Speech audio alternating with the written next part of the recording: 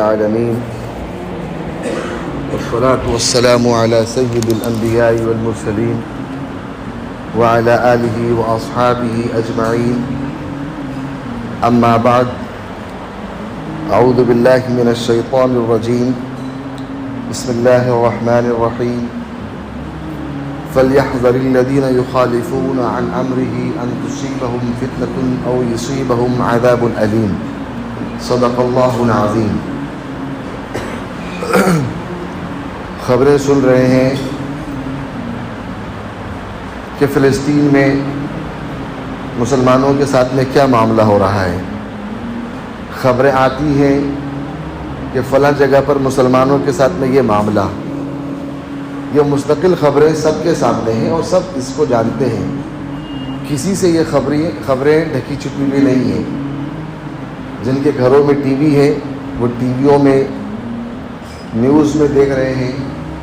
جن کے پاس میں موبائل ہے وہ موبائلوں میں ان حالتوں کو دیکھ رہے ہیں. سوال یہ ہے کہ اتنے سالوں سے اتنے دنوں سے ان سب چیزوں کو دیکھ رہے ہیں, یہ چیزیں کم ہونے کے بجائے زیادہ ہوتی چلی جا رہی ہیں. ابھی 2 دن پہلے کی بات ہے کہ کسی شخص نے مسلمانوں کے تعلق سے کوئی بات کہی اور اس کو ایک میسج بنا کر واٹس ایپ یونیورسٹی پہ چلایا گیا کہ اس کو اتنا شیئر کرو, ہر علاقے میں FIR کرو. اس سے پہلے بھی نہ جانے کتنی FIR ہوئی ہیں اور نہ جانے کیا کیا, لیکن نتیجہ جو کا تم, نہ کسی کی پکڑ ہوئی نہ کسی کو کوئی سزا ہوئی. نتیجہ یہ ہوا کہ جو لوگ اپنی بدمستی میں مست ہیں وہ اور مست ہوتے چلے گئے, لیکن ان ظالموں کی کوئی پکڑ نہیں ہو پا رہی ہے. آج بھی وہی صورتحال ہے. سوال یہ ہے کہ مسلمان ان صورتحالوں میں پہنچا کیسے؟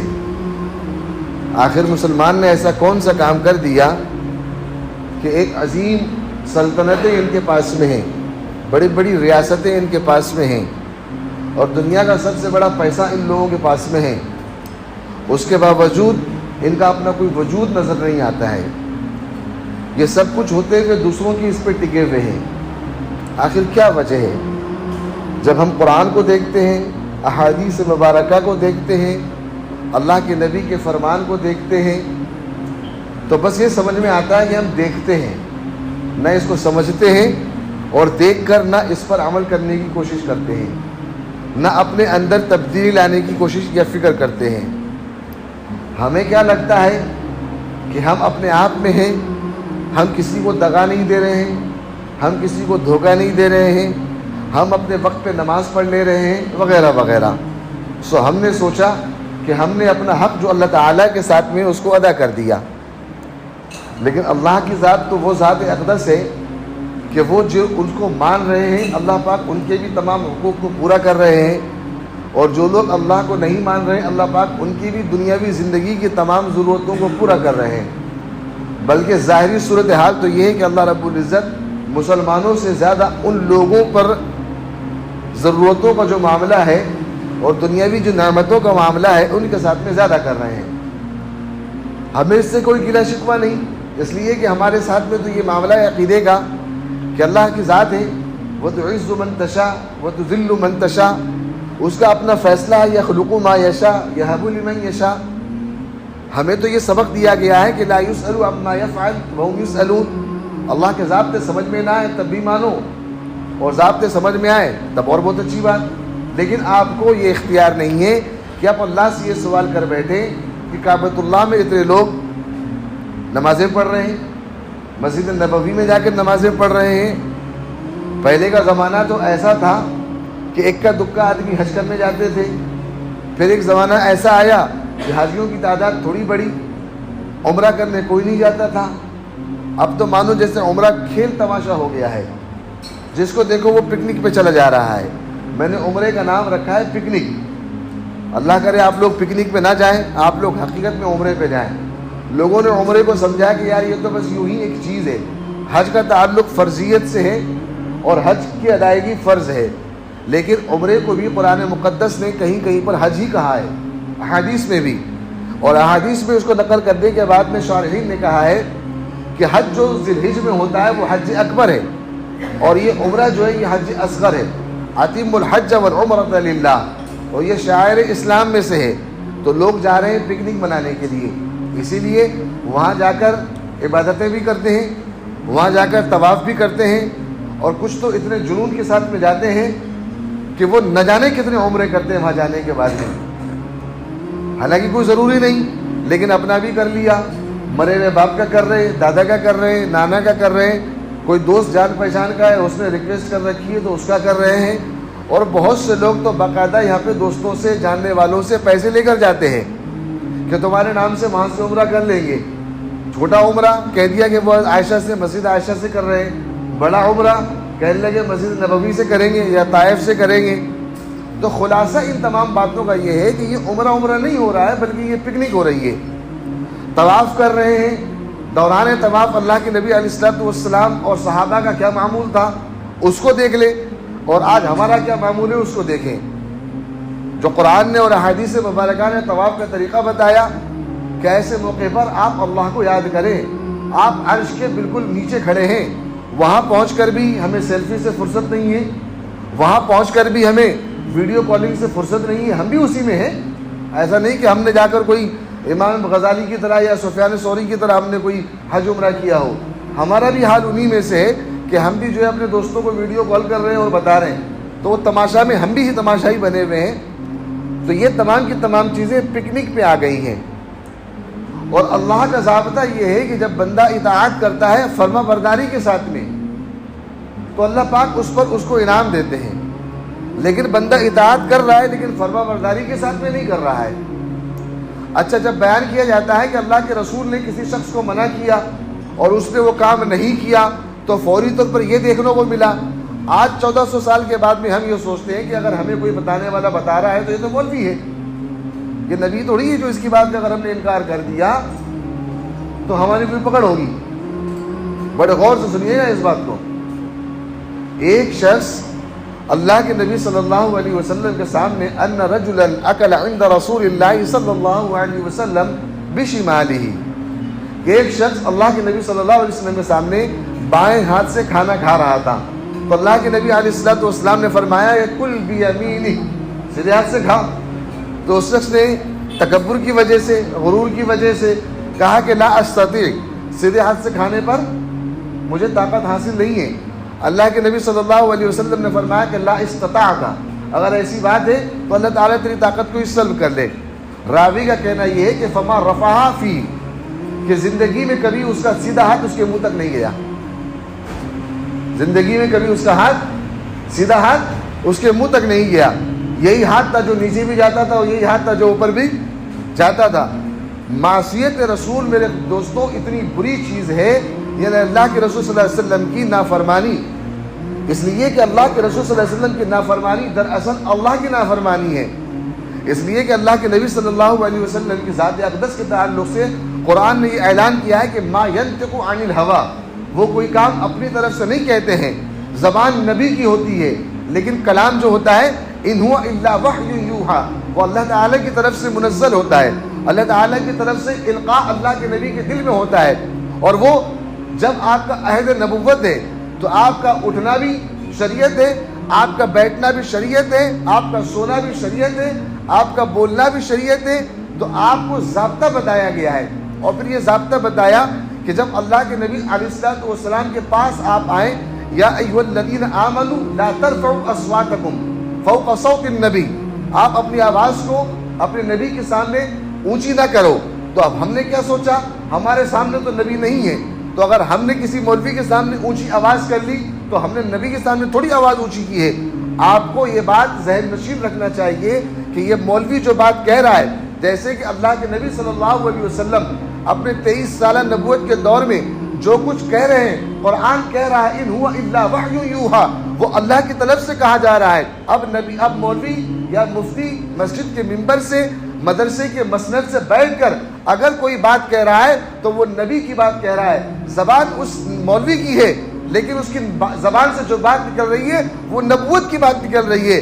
تو نبی کی بات کا انکار آپ کر رہے ہیں، علماء کا استہزاء آپ کرتے ہیں، تو یہ سمجھ لیں کہ آپ معصیت میں مبتلا ہیں، اور معصیت کے تعلق سے، نافرمانی کے تعلق سے اللہ کے نبی علیہ الصلوۃ والسلام، جن کو اللہ رب العزت نے فرمایا وَمَا أَرْسَلْنَاكَ إِلَّا رَحْمَةً لِلْعَالَمِينَ، آپ کو سارے جہان کے لیے رحمت بنا کر بھیجا گیا ہے۔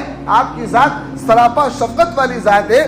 آپ کی ذات کی موجودگی میں اللہ کی رحمت اتنی وسیع ہے کہ وہ کفار مکہ، وہ مشرکین مکہ، کہ جن لوگوں نے ایمان والوں پر ظلم کی جتنی حدیں ہوتی ہیں وہ تمام حدوں کو انہوں نے پار کر دیا۔ اس کے باوجود اللہ رب العزت یہ کہہ رہے ہیں اے محمد تیری موجودگی نے ان کو میرے عذاب سے روک رکھا ہے۔ تو آپ کی بات کا انکار اللہ کے عذاب کو دعوت دینا ہے، اور یہ آپ کے سامنے صحاباؤں کو بتایا گیا کہ ان کے سامنے اونچی آواز میں بات نہ کریں۔ تو یہ علماء اکرام آپ کو جو بات بتا رہے ہیں کہ آپ نکاح ایسا کرو، آپ شادیاں ایسی کرو، آپ اس طریقے سے رشتے بناؤ، آپ نماز ایسی پڑھو، یا کوئی بھی شخص جس کو دین کا کوئی مسئلہ پتہ ہے اگر آپ کو وہ دین کی بات بتا رہا ہے تو وہ نبوت کی بات آپ تک پہنچا رہا ہے، آپ پر لازم ہے کہ آپ اس کی بات کو سنیں اور اس پر عمل کریں۔ اسی کو کہتے ہیں اطاعت و فرمانبرداری۔ اور اگر آپ اس کی بات کو نہ سنیں، سن کر انسنا کر دیں۔ ایک شخص، اللہ کے نبی علیہ الصلوۃ والسلام نے فرمایا بلغوا عنی ولو آیا، یہ حدیث مبارکہ تمام لوگوں کے لیے، علماؤں کے لیے بھی ہے کہ تمہارے پاس میں جو دین کی بات ہے وہ تم دوسروں تک پہنچا دو۔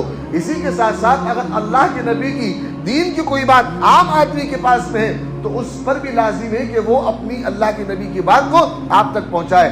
آپ کا کوئی عمل شریعت کے خلاف ہے، آپ کا کوئی عمل سنت کے خلاف ہے، آپ کی نظر نہیں ہے، لیکن ایک عام آدمی ہے، اللہ نے اس کو اس میں معرفت دے رکھی ہے، وہ مسئلہ اس کو پتہ ہے، اگر اس نے اس مسئلے پر آپ کو آگاہ کیا تو آپ یہ نہ سمجھے کہ ایک جاہل مجھے آگاہ کر رہا ہے، آپ یہ دیکھیں کہ ایک اللہ کا بندہ مجھے کسی چیز پر، میرے کسی عمل پر نشان نہیں کر رہا ہے، قبل اس کے کہ ہم اس سے الجھیں بہتر یہ ہو کہ ہم کسی عالم سے اس کے بارے میں پوچھ لیں، کتاب کے اندر اس کو دیکھ لیں۔ اس کو اطاعت کہتے ہیں، اس کو تسلیم و رضا کہتے ہیں۔ اور جب اس کے خلاف کرتے ہیں تو مسند احمد کے اندر اللہ کے نبی صلی اللہ علیہ وسلم کی ایک حدیث کو نقل کیا گیا، اللہ کے نبی نے فرمایا کہ جن لوگوں نے میری نافرمانی کی، جعلت الذلہ، کہ اس نے اپنے لیے ذلت کو مقدر بنا لیا ہے، ان الذین یحادون اللہ ورسولہ اولئک فی الاضلین، جو اللہ اس کے رسول کے خلاف جاتا ہے،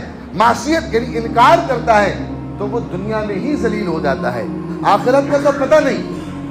جس طریقے سے کفار مکہ کو اور مشرکین مکہ کو یہ سبق دیا جاتا تھا تو وہ تمام چیزوں کو مانتے تھے، وہ مانتے تھے کہ اللہ ایک ہے، لیکن وہ جو 360 بت بنا رکھے تھے نا، اس کا انکار نہیں، اس کو بھی انکار نہیں کرتے تھے، اللہ کو بھی مانتے تھے اور یہ کہتے تھے کہ یہ اللہ کے مشیر خاص ہے، یہ ہماری بات وہاں تک پہنچاتے ہیں۔ جیسا آج ہم لوگوں نے اولیاءوں کو اور نہ جانے کن کو یہ سمجھ لیا کہ یہ بات ہماری اللہ تک پہنچاتے ہیں، جبکہ قرآن نے صاف فرما دیا کہ آپ کی بات کو، میری بات کو اللہ تک پہنچانے کے لیے کسی کی مدد کی اور کسی کے واسطے کی ضرورت نہیں ہے، اس لیے کہ نحن اقرب الیہ من حبل الورید، اور خود اللہ نے فرما دیا ادعونی استجب لکم، مجھے پکارو۔ اب بندہ پکار اللہ کو رہا ہے لیکن راستہ وہ اختیار کیا جو سنت سے نہیں ہے، تو یہ معصیت ہے، یہ انکار ہے، یہ اطاعت نہیں ہے، یہ اطاعت کے اندر شرارت ہے۔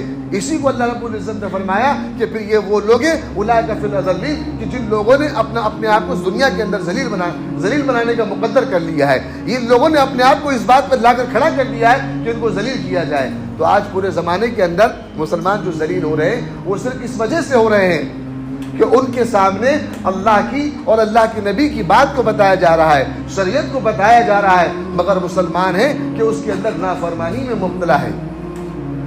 معاملہ آتا ہے شادی بیاہ کا، معاملہ آتا ہے نمازوں کی ادائیگی کا، دنیا کا کوئی بھی کام ہو، ایک عام آدمی کو یہ سوچنا چاہیے کہ اس کے اندر شریعت کیا کہتی ہے۔ اب ہمارا ضابطہ یہ ہے کہ ہم کسی کی دعوت میں نہیں جاتے، ہم کسی کی شادی میں نہیں جاتے۔ وہ کچھ دنوں پہلے ہمارا سفر بنگلور کا ہوا، تو بنگلور کے بہت بڑے امام صاحب، چونکہ بڑی مسجد کے امام ہیں تو بڑے امام صاحب ہیں، ہمارے ساتھی بھی ہیں، انہوں نے ہم سے کہا کہ مفتی صاحب دعوت میں چلنا ہے۔ میں نے کہا کس چیز کی دعوت؟ بولے فلاں فلاں دعوت ہے۔ میں نے کہا بھائی میں تو جاتا نہیں۔ تو کہنے لگے مفتی صاحب یہاں آپ کو کون جانتا ہے؟ میں نے کہا یقیناً یہاں مجھے کوئی نہیں جانتا ہے، لیکن جسے کوئی نہیں جانتا اسے خدا تو جان ہی رہا ہوتا ہے۔ اب جب میرا ضابطہ ہے میں نہیں جاتا تو میں نہیں جاتا۔ بہرحال ان کے بہت اصرار پر میں نے ان کو سمجھایا تو کہنے لگے کہ یہ شخص علماؤں سے بہت محبت کرتا ہے، اگر نہیں جائیں گے تو اس کی دل شکنی ہوگی۔ تو میں نے کہا اس کی دل شکنی کے چکر میں اللہ تعالیٰ سے جو عہد کیا ہوا ہے اور جو نبوت کا علم ہم نے حاصل کیا ہے، کیا ہم اس کو پس پشت ڈال دیں؟ جس طریقے سے ویسے ہم لوگوں نے قرآن کو جزدان میں باندھ کر پشت پہ ڈال دیا ہوا ہے۔ پہلے کا تو ایک زمانہ ایسا تھا کہ قرآن کو جزدان میں لپیٹ کر گھر کے کسی کونے میں رکھا جاتا تھا۔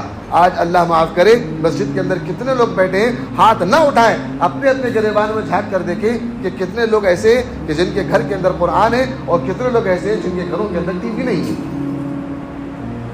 صبح سے لے کے شام تک کی زندگی میں کتنے لوگ ایسے ہیں، موبائل کے اندر فیس بک کتنی دیر چلایا ہے، انسٹاگرام کتنی دیر چلایا ہے، واٹس ایپ پر ضرورت میں کتنی دیر رہے ہیں، دوستوں کے ساتھ غب بازی میں کتنی دیر رہے ہیں، آپ دیکھیں۔ اور اس کے اندر آپ کو قرآن بھی اویلیبل کیا گیا ہے اور آپ اس کو کتنی دیر آپ نے اس کا استعمال کیا ہے۔ تو یہ سب ہم کو کیا لگتا ہے کہ یہ سب یوں ہی ہے، خدائی قسم یہ یوں ہی نہیں ہے۔ ما هذه الحیات الدنیا الا لهو ولعب، یہ سارا کا سارا۔ اور مسلمان، میں کہتا ہوں نا کہ یہ کہتے ہیں کہ یہ نافرمانی والا معاملہ کیا ہے، ہم مسجد میں نماز پڑھنے کے لیے آئے ہیں، بتائیے یہ فرما برداری کی نافرمانی ہے؟ اللہ کی اس کے رسول کی بات ہو رہی ہے۔ احادیث میں آتا ہے کہ جب اللہ کے نبی کی مجلس ہوتی تھی تو صحابہ اکرام ایسے بیٹھتے تھے کہ اگر ان کے اوپر کوئی پرندہ آ کر بیٹھ جائے تو انہیں پتہ نہیں چلتا تھا۔ سنا ہے نہیں سنا ہے؟ اور آج ہم لوگ، یہ ادب کا مقام ہے، اسی لیے اللہ تعالیٰ نے ان کے اوپر رضامندی کی مہر لگائی۔ ہم مسجد میں آئے تو ہم کو کیا لگا؟ ہم فرما بردار ہیں۔ مسجد میں آنے کے بعد میں ایک شخص اللہ کے نبی کی بات کو، اللہ کی بات کو، شریعت کی بات کو، قرآن کی بات کو آپ کے سامنے بیان کر رہا ہے، اور آپ اس کی باتوں کو سننے کے بجائے جتنا آپ کے کان اس کی بات کی طرف متوجہ نہیں ہے، اس سے زیادہ آپ کی پورا جسم، آپ کی پوری ایکٹیویٹی آپ کے موبائل کے اندر گھسی ہوئی ہے۔ وہ ناگپور میں ہمارا بیان تھا، صدر کے اندر، ناگپور کی سب سے شاندار مسجد ہے، سب سے شاندار مسجد، اس میں ہمارا بیان تھا۔ ہمارے سامنے ہی ایک شخص بیٹھے ہوئے تھے، اور آپ یقین مانیے اگر میں نے 35 منٹ کا بیان کیا تھا تو 35 منٹ کے اندر 35 منٹ اس بندے نے، اگر میں نہ ٹوکتا تو کم سے کم 70 مرتبہ وہ موبائل کو اٹھاتا۔ ایک سیکنڈ میں موبائل اٹھا رہا ہے، 2 سیکنڈ میں موبائل اٹھا رہا ہے اور چیک کر رہا ہے۔ میں نے بیان کرتے کرتے، بڑا آدمی تھا، وہاں کے ذمہ داروں میں تھا، میں نے اس سے کہا کہ اللہ کے بندے، جب تیرا دل اس کے اندر اتنا لگا ہوا ہے تو تو مسجد کے اندر کیوں آیا ہوا ہے؟ تو چلا جا ادھر سے، تیرا کام مسجد کے اندر نہیں ہے۔ یہ وہ بے ادبی ہے مسجد کے اندر کہ جس نے مسجد کو عبادت کے بجائے خرافات کا اڈا بنایا ہوا ہے، کہ جس نے مساجد کے اندر ایسے لوگوں کی آنے کی وجہ سے ایسے ظالم ٹرسٹی، آج ہم کہتے ہیں کہ فلاں وزیر اعظم، فلاں، اور ابھی جو الیکشن ہوئے ہیں سب کے سامنے نتیجے ہیں، راجستھان کا نتیجہ بھی سب کے سامنے ہے، جو راجستھان کے لوگ بیٹھے ہوئے ہیں، وہ ایک بابا کا ویڈیو آ رہا ہے، شاید دیکھا ہوگا آپ نے بھی، وہ بابا صاحب کہہ رہے ہیں کہ بابا نہیں ہے یہ بھونڈر ہے، یہ بابا نہیں ہے یہ وبال ہے، یہ آپ نے جتایا اس کو، ہم نے جتایا اس کو، وہ آ گیا مارکیٹ کے اندر۔ یہ اللہ کے گھر کی ناقدری کے نتیجہ ہے کہ اللہ پاک ظالموں کو ختم نہیں کر رہے ہیں، بلکہ جو بڑے بڑے ظالم بڑے بڑے کرسیوں پر بیٹھے ہوئے ہیں، جن کی رسائی ہم تک نہیں ہے، تو اللہ تعالیٰ چھوٹے چھوٹے ظالم پیدا کر رہا ہے کہ تم پہنچ جاؤ ان تک اور ان کی تم زیر و زبر کر دو، ان کے ساتھ میں تم اٹھا پٹک کر دو۔ اتنا برا حال۔ سلام پھیرے، آج فجر کی نماز کی بات بتا رہا ہوں، فجر کی نماز، وہ اللہ کے بندے ہیں، تو کون ہے؟ چیف منسٹر ہے، ڈیفنس منسٹر ہے، ہو کون تم؟ کوئی بھی نہیں، ایک معمولی آدمی۔ اس نے فجر کی نماز کے بعد سلام پھیرا، اللہ کے نبی نے صحاح ستہ سے اذکار مذکورہ اور دعائیں ثابت ہیں، وہ دعاؤں کے بجائے، اس کے استعمال کے بجائے اس نے سلام پھیرا، نہ استغفار، نہ وہ آیت الکرسی کہ جس کی فضیلت میں بتایا گیا کہ بندے کے اور اس کی موت کے درمیان، صرف جنت کے درمیان میں صرف اس کی موت ہے۔ یہ نافرمانی ہے اللہ کے گھر میں پہنچ کر، اللہ کے حضور پہنچ کر، اللہ کے دربار میں پہنچ کر فجر کی نماز کی توفیق اللہ نے تجھے دے دی، لیکن ناقدری کا عالم یہ ہے کہ سلام پھیرنے کے بعد میں اللہ کو یاد کرتا، اللہ سے لو لگاتا۔ الہ العالمین، اس پورے کمپلیکس کے اندر سارے لوگ مسلمان ہیں، اگر سارے کے سارے لوگ نماز پڑھنے کے لیے آ جاتے تو اس مسجد کے بجائے 3 مسجدوں کی اور ضرورت پڑ جاتی۔ اس مسجد کے اندر صرف ایک صف نمازی ہے، مجھے تو نے توفیق دی ہے اللہ کا شکر ادا کرنے کے بجائے صبح صبح وہ موبائل کے اندر دیکھ رہا ہے۔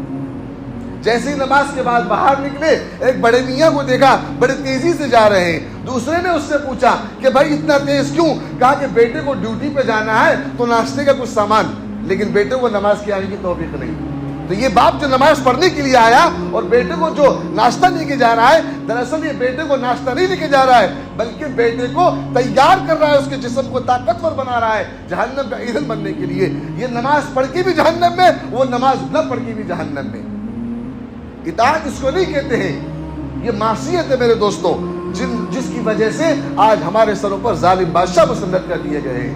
اگر امام آپ سے کہے کہ یہ کام آپ کو نہیں کرنا ہے تو آپ امام سے لڑ بیٹھے۔ نماز کے بعد جہری دعا کے لیے آپ لوگ لڑتے ہیں، نماز کے بعد اگر امام نے دعا نہ کرائی تو امام کے ساتھ جھگڑا کرنے لگتے ہیں۔ آپ کی اوقات کیا ہے ہمیں مسئلہ بتانے کی؟ آپ لوگ ہوتے کون ہیں؟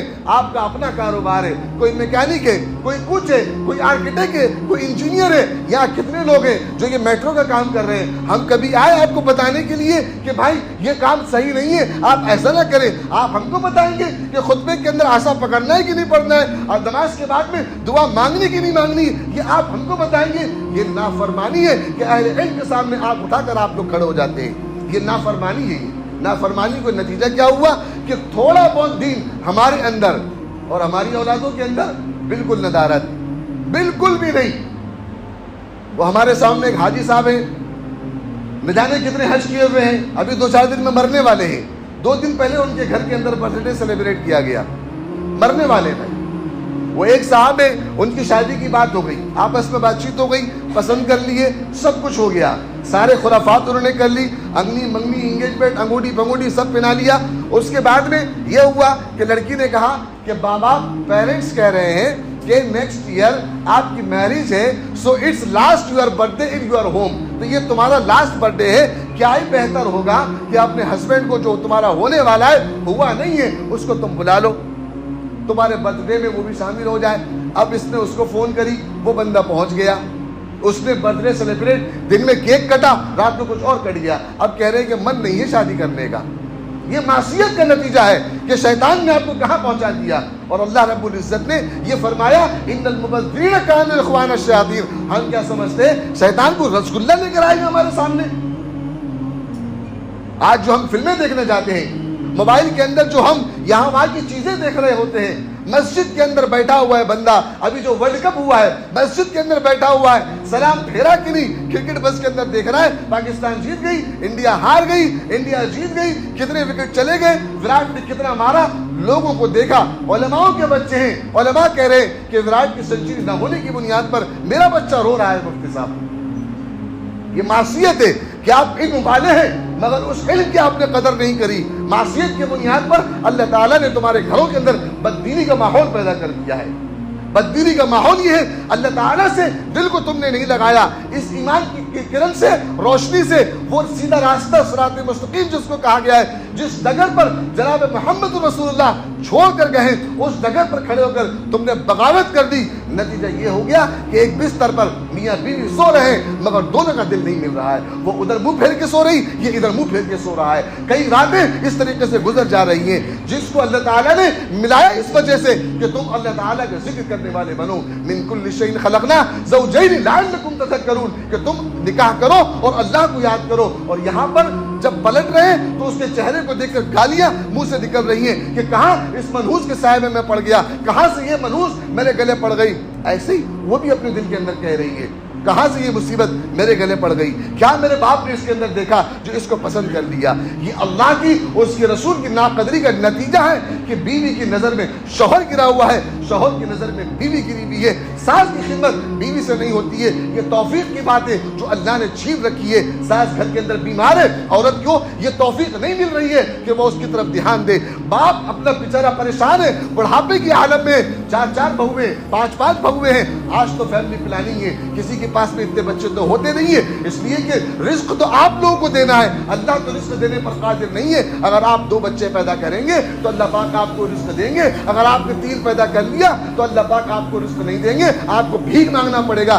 یہ تو اعتقاد اللہ سے آپ نے کیا, ناقدری کی. نتیجہ کیا ہوا؟ وہ جو 1-2 بچے ہیں, اب وہ کہہ رہے ہیں ایک صاحب کہ مفتی صاحب وہ لڑکا جو ہے اسلام قبول کرنے کے لیے تیار ہے. کچھ دنوں پہلے کی بات ہے, مطلب قریب 1 سال کو ہونے کو آیا, لڑکا اسلام قبول کرنے کو تیار ہے. ناقدری دیکھو, اللہ کے اوپر اعتماد کل نہ ہونے کی وجہ سے آپ نے ناقدری کی. اس کے رسول کے خلاف جو بچوں کی تربیت ہے اس کے خلاف آپ نے پرورش کری. آج آپ کی بچی آپ کے سامنے کھڑے ہو کر کہہ رہی ہے کہ مجھے اس کے ساتھ میں شادی کرنا ہے اور وہ اسلام قبول کرنے کو تیار ہے. ہمارے پاس مشورے کے لیے آئے, ہم نے ساتھ بنا کیا کہ بالکل بھروسہ نہیں کر سکتے, اور آج کے اس وقت کے اندر بالکل بھروسہ نہیں کیا جا سکتا. کیا کریں, بچی ہے, یہ ہے, وہ ہے. آپ کے ساتھ میں ہوتا تو معلوم ہوتا ایسا نکاح ہو گیا, اور 4 مہینے کے بعد میں پتہ یہ چلا کہ اس کو چھوڑ دیا گیا. بتائیے کیا تھا یہ اللہ کی اس کے رسول کی ناقدری کا نتیجہ تھا جو دنیا میں اللہ نے ذلیل کر دیا ہے. ماں باپ بچوں کو گھور رہے ہیں, بچے ماں باپ کو گھور رہے ہیں. آج عالم یہ ہو گیا ہے کہ بچے ماں باپ کی لمبی دعائیں مانگنے کے باوجود مانگنے نہیں چاہتے ہیں. پہلے تو یہ تھا کہ یا اللہ والدین کے سائے کو دیر پا رکھ, یہ نہیں کہتا تھا کوئی ہمیشہ رکھ. وجہ اس کی یہ ہے کہ ایک دن تو مرنا ہی ہے. آج یہ سوچتا ہے کہ گڑیا مر جائے تو اچھا ہے, اس کی وجہ سے گھر کا ماحول غلط ہوا ہے. اور بھی سوچتی ہے کہ میرے بھائی کی بیوی مر جائے تو اچھا ہے, اس لیے بھابھی کی وجہ سے ماں باپ کی, یہاں تم نے اپنے ساس سسر کی خدمت نہیں کری, ان کی ناقدری کی, اللہ نے تیرے گھر کے اندر ایک ناقدری کو پہنچا دیا جو وہاں پر ناقدری کر رہا ہے. میرے دوستوں آخری بات یاد رکھنا, وہ زمانہ چلا گیا جب حساب و کتاب مرنے کے بعد میں شروع ہوگا. ڈیجیٹل زمانہ آ گیا, اللہ کے ضابطے بھی اب ڈیجیٹل ہو گئے. یہاں غلط کرو یہاں پکڑ. آپ لوگ بھی دیکھے ہوں گے, ایسا بارہا آپ نے دیکھا ہوگا. ہم نے دیکھا کہ ہمارے کچھ لوگ ایسے ہیں جن کو اللہ نے چھوٹی سی عمر میں خوب نوازا, عزت سے بھی دولت سے بھی. چھوٹی سی ایک مثال کے لیے چھوٹی لیکن بات بہت بڑی ہے. وہ زنا میں مبتلا ہو گئے, انہوں نے زنا کر لیا. ہماری اپنی دیکھی باتیں, انہوں نے زنا کر لیا. آسمان کی بلندی پر تھے, عزت میں اور دولت میں, وہ زنا کر لیا اور چند ہی دنوں کے بعد میں وہ پورے کے پورے ڈاؤن فال ہو گئے. اللہ نے دنیا میں ہی پکڑ کر لیا. بولے وہ بہت دور کی بات ہے, تمہاری بات سمجھ میں نہیں آتی ہے ایسی. وہ تو اللہ کے نبی صلی اللہ علیہ وسلم کی نسبت میرے اور آپ کے ساتھ میں لگی ہوئی ہے کہ اس لیے اللہ تعالیٰ نے عذاب کو مؤخر کیا ہوا ہے, لیکن ظالموں کو اللہ پاک پیدا کر رہے ہیں. اس لیے میرے دوستوں, اگر ہم چاہتے ہیں ظالموں کا خاتمہ ہو جائے تو وہ دعاؤں سے بھی خاتمہ ہوگا, وہ اطاعت خدا بندی سے, وہ اطاعت رسول سے خاتمہ ہوگا. اگر ہم چاہتے ہیں کہ ظالم ختم ہو جائے, وہ خاتمہ ہوگا اپنے والدین کی عزت سے, وہ خاتمہ ہوگا شوہر کو بیوی کا اکرام, بیوی پر شوہر کا اکرام, اپنے بڑوں کے ساتھ میں اچھا معاملہ, چھوٹوں کے ساتھ میں شفقت کا معاملہ, یتیموں کے ساتھ میں حسن سلوک کا معاملہ, غریبوں کے ساتھ میں حسن سلوک کا معاملہ.